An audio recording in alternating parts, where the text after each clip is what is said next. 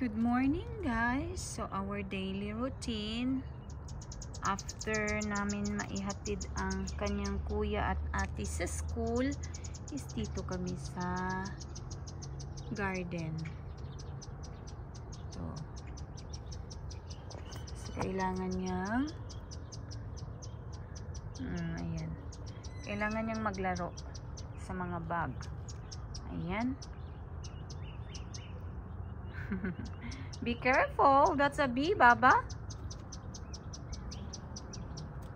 The bee can sting you. Oh, it hurt. It hurt, Baba. It will hurt you. Be careful. So yan. Oh my gosh, it's only September and I feel the cold weather, guys. Hopefully it will change. Naku, baka maaga yung winter, baka tataas yung winter time dito kasi parang lumamig na siya, guys. Nag-drop talaga yung nag-drop talaga yung temperature right away. So sana naman hindi mag-sooner yung winter. I hate winter, guys. I don't like cold.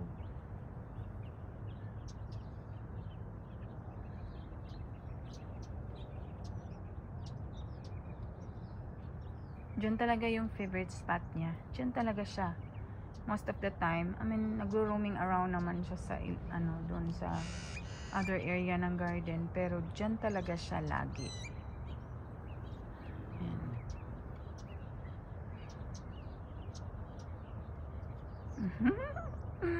She's so cute. She's been a mommy's girl since this morning. When I tried to wake her ate up, she opened ang dami kasing bee dito, guys, kasi yung watermelon ko namumulaklak. So nagpollinating yung ang mga bee. So ayan, she's having fun catching them. Daming tumubong cilantro. Hi baby.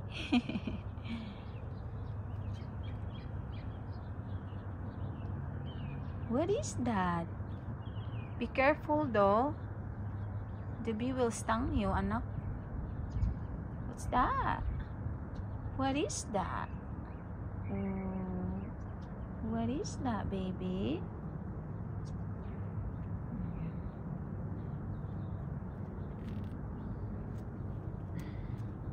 Habang lumalaki siya, minsan na lang siyang naglalambing sa daddy niya. So parang si mommy naman yung niya ngayon, trip niya. So nag-upgrade din siya. Kung dati maka-daddy siya, ngayon maka-mommy naman siya. Kanina pa tawag ng tawag yung daddy niya sa kanya, pero hindi niya pinapansin. Alaka anak, magsiselo si daddy sa'yo. She's so cute. I love that. Yan yung piniyak ko na may tumubo ulit na isa. Sana hindi mamamatay sa winter. Yun yung problema ngayon. Ayan. Careful, careful, nak. That's a bee. Okay. Ang daming bunga ng aking watermelon, guys. My goodness. So, ayan. Hi, baby ko. Ayan, aray. Ang alam nyo, guys, ang dami niyang bunga talaga. Ayan. Ayan, bunga niya. Ayan. Ang dami niyang bunga. Pero yung iba, parang hindi pa siya sure kasi sa sobra pang liit. So hindi mo siya kung mag success. But ang iba is hindi na talaga ito mapipigilan dahil sa malaki na siya ulok. Ang dami niyang bunga, guys. I was so impressed kasi nga hindi ko naman to talaga tinanim, guys, tumubo na lang to bigla dito. Isang lang to, isang puno. Ayan, ang dami niyang bunga. Ayan. So ayan, dyan pa, kita nyo, Kita nyo, ang daming bunga guys. Ang dami talaga niyang bunga. And I have two na anytime maha-harvest na. Ang ano ko lang kasi, hindi ko alam kung ready na siya eh. Ayoko naman siyang i-harvest. Tapos, ano, ayan, kasi pag tinanggal mo na to, wala na, masisira kung hilaw pa. So, wala na, sayang. Kaya, I don't know. Sabi kasi, ano eh, inak-nak-nak mo. Tapos kung yung, yan na to, what are you doing? Papasaya talaga ako sa ano na to. Sa muningning ko na to. Love talaga yan ng mami niya. Ayan. Ayun. She's having fun. Yan ang dami guys. Tapos, ano,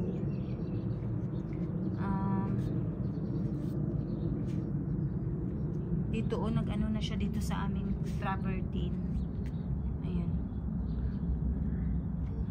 Ayan, ang dami niya Ayan, kita nyo. Ayan, meron pa isa. Ayan, ang dami niya bunga guys. Ang dami niya bunga. Na, meron isa dyan. Ayan, nakita nyo. Yan yung malalaki. Tapos meron din isa doon na malaki. Masyado. Na anytime pwede na siyang i-harvest, but just I'm scared to. Ayan, meron pa isa dyan, ready to harvest na, pero yun nga, I don't know if ready, whatever, but I'm also paranoid na baka magiging late, hindi na maging masarap, yung parang ganun. So hindi ko alam, hindi naman ako nag-ano ng melon dati. So ayan,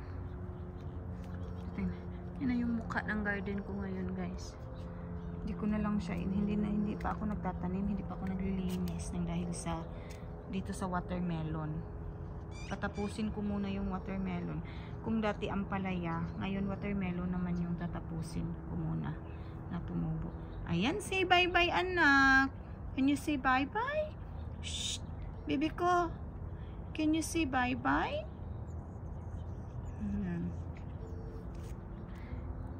Baby? Baby? Ayan, can you say bye-bye? Can you say bye-bye? Can you say bye-bye, nanak? Say bye. Say bye, Panay. Bye-bye.